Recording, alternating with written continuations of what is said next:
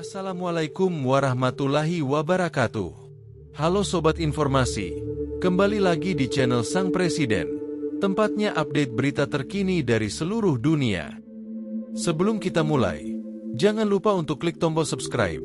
Aktifkan juga lonceng notifikasi agar kamu tidak ketinggalan kabar penting dan informasi menarik lainnya setiap harinya.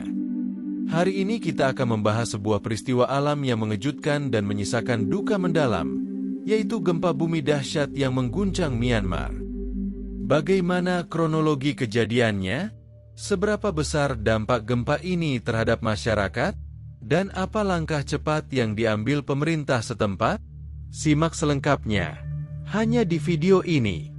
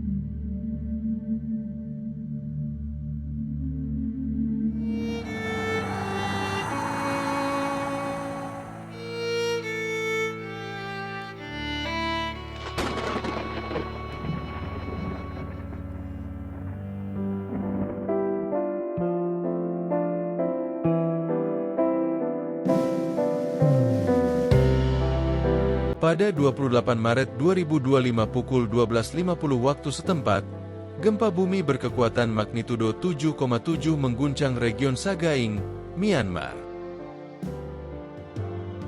Epicentrum gempa terletak di dekat Mandalay, kota terbesar kedua di negara tersebut.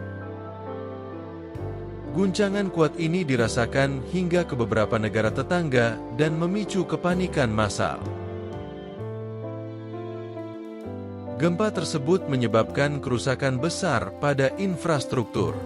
Lebih dari 5.000 bangunan hancur, termasuk 1.824 sekolah, hampir 5.000 tempat ibadah, serta sejumlah jembatan, jalan raya, dan bendungan. Di beberapa wilayah, bau menyengat dari mayat yang belum dievakuasi mulai menyelimuti puing-puing bangunan runtuh. Hingga 6 April 2025, jumlah korban tewas tercatat mencapai 3.471 orang. Ribuan lainnya mengalami luka-luka, sementara ratusan orang masih dilaporkan hilang. Upaya pencarian dan penyelamatan terus dilakukan, meskipun terhambat oleh cuaca buruk seperti hujan deras dan angin kencang yang memperparah situasi. Kondisi ini juga memperburuk risiko penyebaran penyakit di antara para pengungsi. Organisasi Kesehatan Dunia (WHO) melaporkan bahwa sistem layanan kesehatan Myanmar kewalahan dan sangat membutuhkan bantuan medis serta logistik. Sejumlah negara telah mengirimkan bantuan kemanusiaan. Tiongkok mengirimkan tim penyelamat, tenaga medis, dan bantuan senilai 100 juta yuan. Sementara itu, bantuan dari Amerika Serikat terhambat karena kendala visa untuk tim penilai. Perserikatan Bangsa-Bangsa menyerukan aksi internasional terkoordinasi untuk membantu warga yang terdampak. Dari Indonesia, Kementerian Pertanian menyalurkan bantuan pangan sebagai bentuk kepedulian terhadap krisis kemanusiaan yang terjadi di Myanmar. Upaya penyelamatan dan bantuan terus berlangsung di tengah tantangan yang berat. Di berbagai wilayah terdampak, warga terpaksa mengungsi ke tempat-tempat terbuka seperti lapangan, tenda darurat, bahkan di pinggir jalan. Mereka menghadapi kesulitan untuk mendapatkan makanan, air bersih, dan layanan kesehatan. Anak-anak menjadi kelompok paling rentan. Banyak dari mereka kehilangan orang tua atau terpisah dari keluarga saat gempa terjadi. Lembaga Kemanusiaan Internasional sedang berupaya menyediakan tempat perlindungan khusus bagi anak-anak dan perempuan. Pemerintah Myanmar menetapkan status darurat di wilayah terdampak dan meminta bantuan dari komunitas internasional. Namun, situasi politik di Myanmar membuat koordinasi dengan lembaga-lembaga asing menjadi tidak mudah. Militer yang masih berkuasa mengontrol distribusi bantuan, sementara sejumlah organisasi kemanusiaan mengaku kesulitan mendapatkan izin masuk ke wilayah tertentu.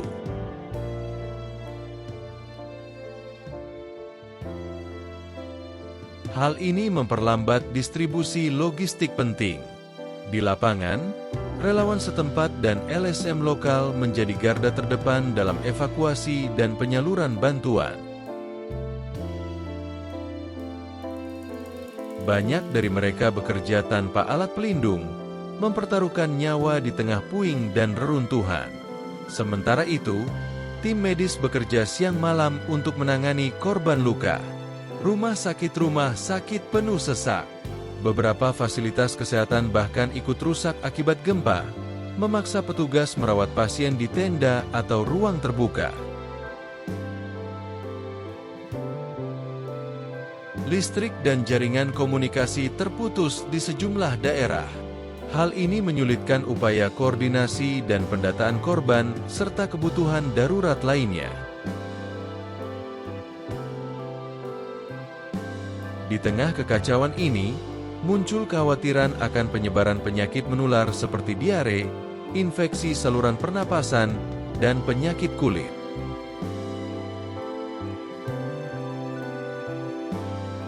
Banyak pengungsi yang tidak bisa menjaga kebersihan karena keterbatasan air bersih. Organisasi Kesehatan Dunia mengirim tim tanggap darurat dan mendesak negara-negara tetangga untuk mempercepat bantuan.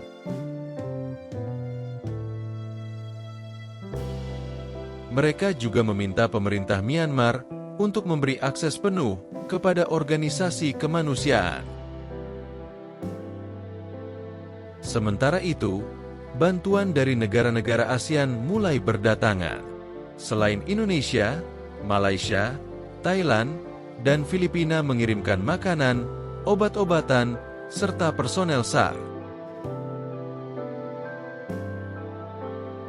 China menjadi negara dengan bantuan terbesar sejauh ini. Selain dana dan tim penyelamat, mereka mengirim peralatan berat untuk membantu evakuasi korban yang masih terjebak di reruntuhan bangunan. Namun, kehadiran China juga memicu polemik politik. Sejumlah pihak di Myanmar menilai bantuan itu digunakan untuk memperkuat pengaruh politik di tengah krisis. Di media sosial, tagar Pray for Myanmar menjadi viral. Warganet dari berbagai negara menyuarakan solidaritas dan menggalang dana untuk para korban. Beberapa artis dan tokoh internasional turut menyuarakan kepedulian mereka. Kampanye donasi global pun mulai bermunculan melalui berbagai platform digital. Warga Myanmar yang tinggal di luar negeri juga bergerak. Mereka membentuk kelompok-kelompok relawan untuk mengirimkan bantuan langsung dan menginformasikan kondisi di dalam negeri.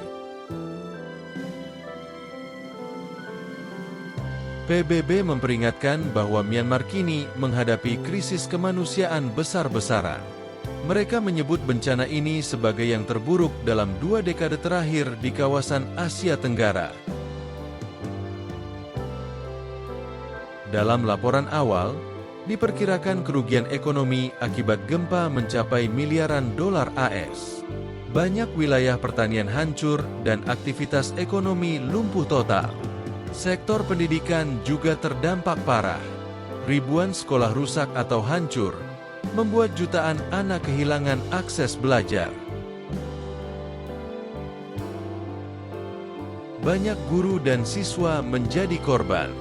Pemerintah belum bisa memastikan kapan kegiatan belajar mengajar akan kembali berjalan.